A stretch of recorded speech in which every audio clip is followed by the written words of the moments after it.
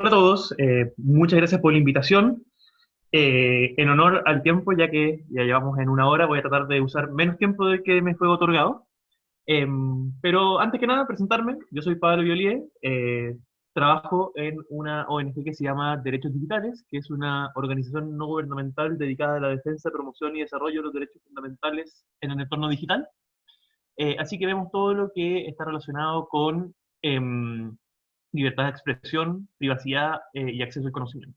Y parte de mis labores en derechos digitales es justamente hacer un monitoreo de las iniciativas legislativas y justamente tratar de incidir en el resultado de los proyectos de ley, justamente para velar por el interés público y por los derechos fundamentales de las personas en el entorno digital. Así que estos dos proyectos que estamos discutiendo eran parte de mi radar. En algún momento expusimos en algunos de ellos, así que está bastante dentro de nuestro giro.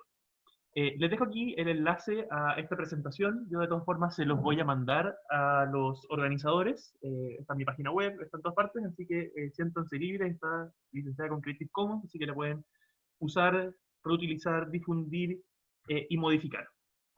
Eh, entonces, un poco la provocación que nos ha hecho. ¿Me escuchan bien, verdad? ¿Me escuchan bien? ¿Sí? Ya.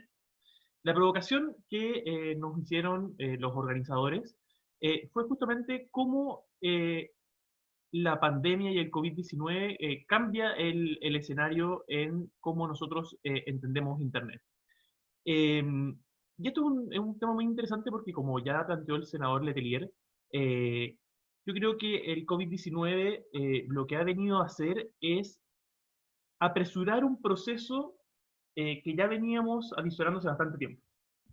Y ese proceso, en el fondo, que ya venía en camino era justamente este rol cada vez más preponderante del ciberespacio, de Internet, en nuestras vidas. Si uno se acuerda de Internet en los 90, al comienzo de los 2000, era un asunto bien de nicho. En el fondo, tú te metías a Internet porque eras un computín. Tú te metías a Internet porque eras una universidad. Tú te metías a Internet para tener tu perfil. Eh, pero la pandemia nos ha puesto a todos en una especie de experimento forzado de teleeducación. Entonces, yo tengo el privilegio que no tiene otros sectores de la sociedad que tienen que hacer funcionar el país y por tanto proveer alimentos y un montón de cosas de primera necesidad. Y yo tengo el privilegio de que puedo hacer mi trabajo desde mi casa. Puedo hacer monitoreo legislativo, puedo hacer mis investigaciones, puedo hacer mi docencia universitaria, y eso, en fondo, ha sido un desafío, porque como bien planteó Patti, que yo siempre le pido sus estadísticas porque siempre están muy bien, están muy bien armadas, eh, existe un triunfalismo muy grande respecto de la tasa de acceso a Internet. Siempre decimos Chile, la mayor tasa de acceso a Internet en Latinoamérica. Bueno, pero rasquemos un poquito, hurguemos un poquito en esas cifras y digamos, bueno, eh, una persona en un sector rural que tiene un celular de gama media y le pone 5.000 pesos de prepago solo para poder acceder a redes sociales gratis y en realidad no usa esos 5.000 pesos, sino que los deja ahí para nunca tener que cargarlo. ¿Esa persona tiene acceso a Internet? ¿Tener acceso a Facebook y WhatsApp es acceso a Internet? ¿O acceso a Internet es algo más sustantivo, como nosotros lo entendemos como el Internet para la emancipación? El Internet para investigar, el Internet para educarse, el Internet para buscar puestos de trabajo, el Internet para acceder a beneficios estatales, el Internet para compartir. Eh, y yo creo que Facebook y WhatsApp en un celular de gama media no es acceso a Internet. Ese acceso no te permite teletrabajar, no te permite, en el fondo, eh, otorgarle acceso a la educación a tus hijos en el contexto de la pandemia. Y por tanto, vayamos un poco más allá de las cifras gruesas y digamos, bueno, nosotros como sociedad, ¿qué es lo que le vamos a garantizar a nuestra población como acceso mínimo? Y justamente en esta presentación, lo que yo quería transmitir es, bueno, tenemos un proceso constitucional ad portas, y eso es un buen momento para preguntarnos, ¿cómo vamos a entender Internet? ¿Lo vamos a entender como un servicio público? ¿Lo vamos a entender como una infraestructura crítica? ¿Lo vamos a entender como un derecho humano? ¿O lo vamos a entender de las tres formas? Entonces, lo primero es, en el fondo, el rol cada vez más importante en el ciberespacio. Y el COVID ha acelerado este proceso porque, bueno, tenemos que estar en nuestras casas y la única forma de interactuar con el exterior es a través del ciberespacio. Pero en realidad, si ustedes se fijan, y parece que esta visión noventera del ciberespacio como otro lugar, eh, antes del COVID igual, ¿qué porcentaje de sus interacciones con su familia o con sus amigos eran desde el celular? Esta idea que estamos nosotros y está el ciberespacio, no.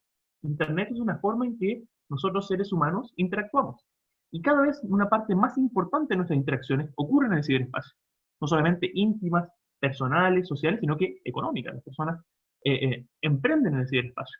Nuestra relación con el gobierno se realiza en el ciberespacio. Nuestra expresión se realiza en el ciberespacio. En octubre vimos como parte importante de la organización que busca acarrear este derecho a petición, bueno, sucedió en el ciberespacio.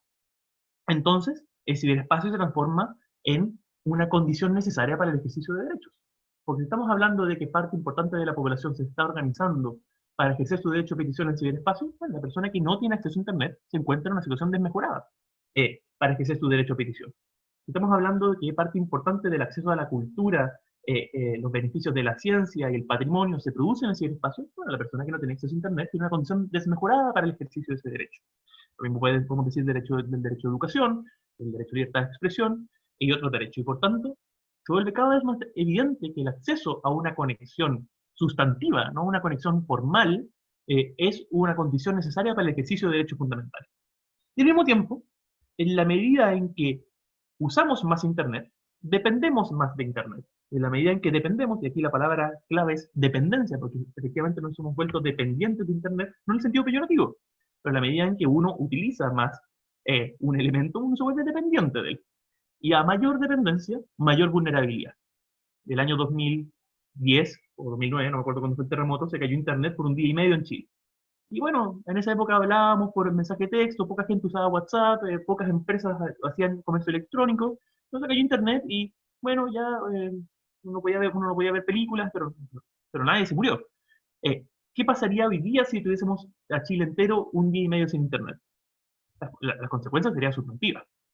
Eh, y por tanto, en la medida en que dependemos más de Internet, las condiciones de seguridad, pero también las condiciones de acceso se vuelven mucho más relevantes.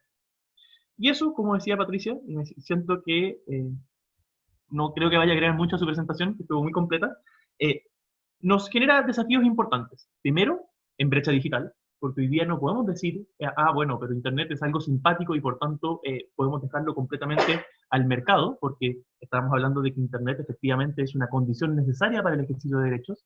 Y hoy día, si tú tienes un niño que no puede acceder a Internet y por tanto no puede mantenerse al día con el colegio, y un niño que sí lo tiene, bueno, eso es una situación que como sociedad no podemos permitir. Eh, Al mismo tiempo, este acceso tiene que ser a Internet en su conjunto. Y por tanto, no nos podemos contentar en decir, bueno, pero es cosa que la persona compra una tarjeta de prepago de 5.000 pesos y tiene redes sociales. Eso no es Internet en el sentido que nos interesa. Al mismo tiempo, en la medida en que nos volvemos más dependientes del ciberespacio, las condiciones de seguridad en el ciberespacio se vuelven más importantes. Antes no transferíamos dinero por Internet, no guardábamos nuestros fondos en PayPal, no almacenábamos información relativa a nuestra interacción con el gobierno, y ya tenemos la clave única. Y por tanto, hace 10 o 15 años, en realidad, bueno, si me vulneraban en Internet, me atacaban, quizás iba a perder mis archivos de MP3, pero hoy día, si me vulneran mi clave única, pueden renunciar a acciones judiciales en mi nombre. O pueden hacer cosas realmente que pueden generar un efecto importante, o me roban mi cuenta de PayPal. Entonces, la vulnerabilidad va dada por la dependencia y por tanto las condiciones de seguridad en el ciberespacio se vuelven más relevantes. Y por último, aun cuando nosotros les demos acceso a Internet a parte de la población, tenemos que permitir que esa población se desenvuelva de forma segura en ese ambiente. Y por tanto, para las mujeres, para las poblaciones vulnerables, para las minorías, conseguir Internet como un espacio seguro y como un espacio, en el fondo, que le dé la bienvenida a todos, también tiene que volverse una prioridad y ahí el combate a la violencia y el acoso en línea se vuelve relevante.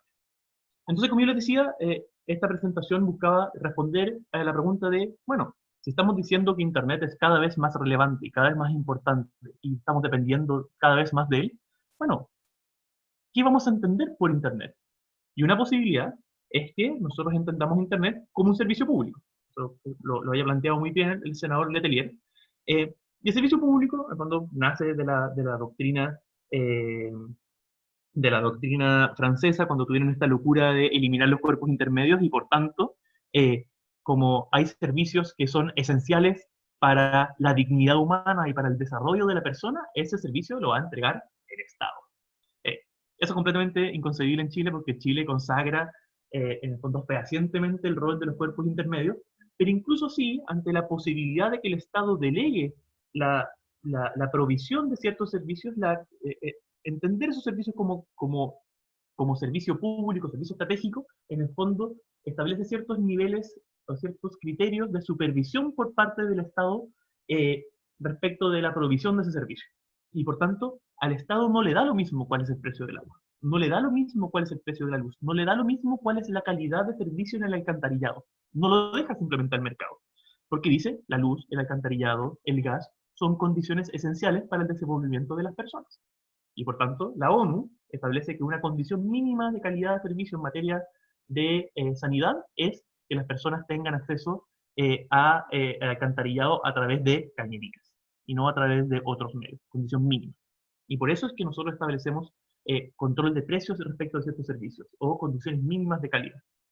Y como bien decía Senol Leterrier, cuando algo es considerado servicio público, bueno, tiene que cumplir con ciertos criterios. Y sería interesante contrastar si estos criterios establecidos respecto al servicio público se condicen con la forma en que nosotros hoy día regulamos o entendemos Internet. Entonces, un criterio importante de un servicio público es la universalidad. Nosotros esperamos que todos los habitantes del país tengan acceso a electricidad, a luz, a gas, a alcantarillado. Bueno, y si no lo tiene, el Estado tiene que intervenir para que esa persona lo tenga. Y por tanto, es muy probable que en ciertas zonas rurales no sea rentable para una empresa poner alcantarillado. Bueno, tiene que ir el Estado y poner el alcantarillado. En Chile, eh, han habido políticas públicas que propenden a la universalidad, en particular los fondos de desarrollo de las telecomunicaciones, que lo que hacen es establecer un subsidio a la oferta, y es decir, bueno, tu compañía de Internet, a ti no te sale rentable poner la infraestructura y las antenas y las conexiones en Melipeuco, porque hay muy pocas personas y por tanto nunca vas a poder eh, generar un negocio rentable, entonces yo te pongo la diferencia en esta falla de mercado y yo te pongo la diferencia en la inversión de infraestructura de forma tal que tú puedas efectivamente proveer eh, el acceso a esa conexión. Pero la universalidad no puede ser entendida en abstracto. De nuevo, no nos podemos quedar en que vamos a tener una universalidad porque las personas tienen un prepago con 5.000 pesos con acceso a Facebook y a WhatsApp. Y por tanto, la universalidad entendida desde el punto de vista del servicio público es una universalidad sustantiva. Entonces, más adelante vamos a ver ejemplos de países que efectivamente dicen, como Internet es tan importante y es tan básico para el desenvolvimiento digno y esencial de la persona, entonces nosotros vamos a garantizar que todas las personas tengan un nivel mínimo y universal acceso a Internet. Continuidad, en el fondo, no interrupción, como son servicios básicos y esenciales, entonces las personas no pueden estar sin luz, no pueden estar sin agua, no pueden estar sin alcantarilla. En Chile, en fondo, hay ciertas iniciativas como establecimiento de multas y reembolso por la interrupción del servicio de Internet, pero no se ha entendido como algo que afecte, en fondo, particularmente a las personas. Todavía se entiende como una especie de molestia que tiene que ser indemnizada. Pero no se entiende con la criticidad que se entiende cuando se corta la luz. Y, de acuerdo a lo que hemos estado conversando, yo creo que sí se debería entender así.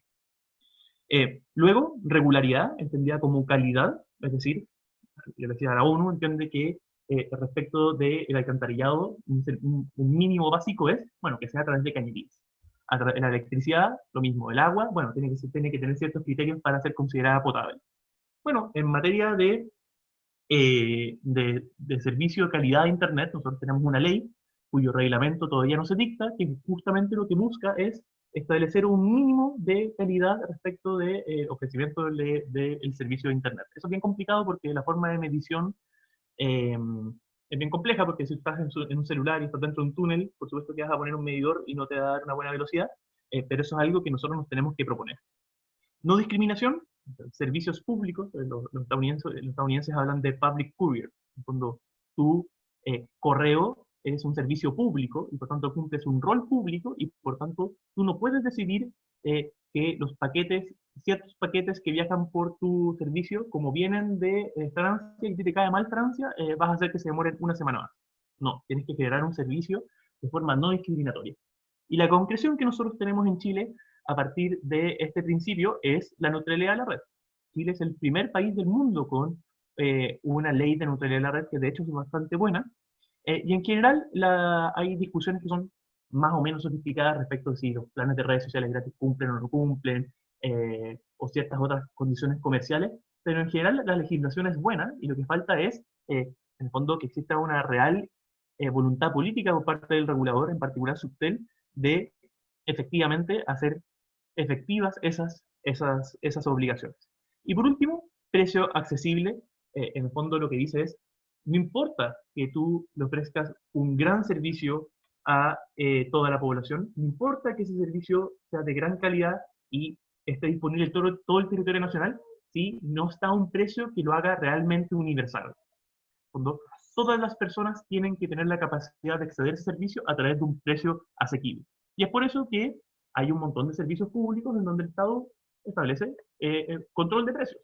Porque en la medida en que el servicio es excesivamente alto, bueno, van a haber personas que no van a pagar la luz, o no van a pagar el agua, o no van a tener gas. Y por tanto, para hacerlo realmente universal, el servicio tiene que ser accesible. Y aquí está el proyecto de ley que no voy a andar porque el senador ya lo analizó en detalle, que básicamente lo que hace es decir que Internet es un servicio público de telecomunicaciones y por tanto dejan mejor pie al regulador para interpretar que todos estos principios deben ser aplicables al servicio Internet. Yo argumentaría que eso no es suficiente, sino que tiene que haber un cuerpo normativo que efectivamente haga una concreción real y exigible de criterios que efectivamente son difíciles de exigir si no es a través de, en el fondo, una normativa específica. Por ejemplo, universalidad. Por ejemplo, calidad. Eso no se va a lograr solamente por esta determinación que en realidad es una aclaración interpretativa respecto de cómo se entiende Internet dentro de lo que la Ley General de Comunicaciones entiende como servicio público de telecomunicaciones. Entonces, si se fijan, hoy día existen ciertos elementos dentro de nuestro ordenamiento jurídico para entender Internet como servicio público, y lo que faltan son herramientas que permitan efectivamente una consagración de estos principios que permitan hacer exigible, en el fondo, estos mismos. ¿No? Yo necesito una ley que me permita decir, en Chile tiene que haber Internet en todos los rincones, o en Chile el mínimo de velocidad es 1 mega, o me estoy inventando, pero eso hoy día, en el fondo, no es posible. No hay una ejecutabilidad de estas obligaciones. Luego, podríamos entender Internet como una infraestructura crítica. Eso, desde hace ya 3 años, tenemos la Política Nacional de Ciberseguridad, que lo que busca es justamente identificar, priorizar y jerarquizar cuáles infraestructuras vamos a considerar como infraestructuras críticas. ¿Con qué objetivo? Bueno, con el objetivo de, primero, asegurar la continuidad de esos servicios. Si tenemos una represa, necesitamos asegurar que esa represa va a seguir funcionando, porque si no funciona, puede explotar. Estoy inventando. La electricidad es importante mantener su continuidad porque los hospitales, bueno, tendrán generadores para tantas horas, pero si después de tantas horas no se recupera el servicio, bueno, se muere gente. La luz, el gas, etcétera, etcétera. Y por tanto, si vamos a identificar la infraestructura de telecomunicaciones relativa a Internet como infraestructura crítica, es para asegurar esta continuidad del servicio. Cuando en el 2010 nos podíamos dar el lujo de estar un día y medio sin Internet, bueno, pero en el 2020 no nos podemos dar el lujo de estar un día y medio sin Internet. Al mismo tiempo, establecer criterios de resiliencia de la red. Este término que parece muy de autoayuda, en realidad es el término técnico, y lo que dice, y lo que significa la resiliencia es, bueno, la capacidad que tiene la infraestructura para resistir un ataque, pero al mismo tiempo para recuperarse de ese ataque. Y por tanto, nosotros vamos a establecer medidas de seguridad para resistir ataques de agentes, en el fondo, adversarios, otros países, ataques terroristas o ataques de sabotaje, pero al mismo tiempo, en el caso de que esas medidas de seguridad fracasen, vamos a establecer medidas para recuperarnos de esos ataques de forma tal de no afectar la provisión de este servicio que nosotros hemos considerado básico o crítico. Y por último, la redundancia de las instalaciones físicas justamente para permitir esta recuperación de la red. En Chile tenemos lamentablemente el problema de que somos un país largo y angosto y por tanto tiene mucho sentido que la infraestructura de fibra óptica pase por un solo canal que va paralelo a la ruta 5. El problema es que no otorga resiliencia. Otros países que son cuadrados, bueno, si te cortan el cable que va de norte a sur, bueno, tendrás el cable que va de este a oeste y la información se da la vuelta larga, pero tienes redundancia. En Chile no tenemos redundancia. Y por tanto todavía está pendiente, en el fondo, un cuerpo jurídico que iba a ser una ley, y ahora parece que va a ser un decreto, que lo que haga justamente sea identificar, jerarquizar y priorizar esta infraestructura crítica de la cual yo creo que tendría que estar la infraestructura de Internet, y eso probablemente está, creo que tiene que estar la infraestructura de los procesos eleccionarios y muchas otras. Y por último, queda la idea de entender Internet como un derecho fundamental. Y ahí sí la discusión se nos pone política. Yo personalmente creo que estas tres categorías no son excluyentes, operan en distintas capas de Internet. Una opera en la infraestructura crítica, en la capa de infraestructura, otra en la lógica, otra en la capa de contenido, pero que son complementarias. Y por tanto, yo creo que Internet lo podemos entender como un servicio básico, como infraestructura crítica, y al mismo tiempo como un derecho fundamental. Pero si lo vamos a entender como un derecho fundamental y el proceso constitucional es, por supuesto, una gran oportunidad para ello, bueno, vamos a tener que sentarnos y discutir y ponernos de acuerdo como sociedad, cosa que no hemos hecho nunca. Y decir, bueno, este derecho lo vamos a entender como un derecho programático, es decir, el Estado hará lo posible para proveer a toda la población de conectividad, o lo vamos a hacer en términos exigibles. El Estado proveerá a toda la población de Internet. Fíjese que es distinto. En una es un compromiso político y en el otro es, en fondo, una obligación exigible ante tribunales. Luego tenemos que discutir qué calidad de conexión va a cumplir con este derecho si nosotros lo consideramos como un deber exigible. Eso se tendrá que actualizar por un reglamento, se tendrá que actualizar de acuerdo a criterios de estado del arte. Eso lo podemos discutir, tengo un par de ejemplos. Y por último,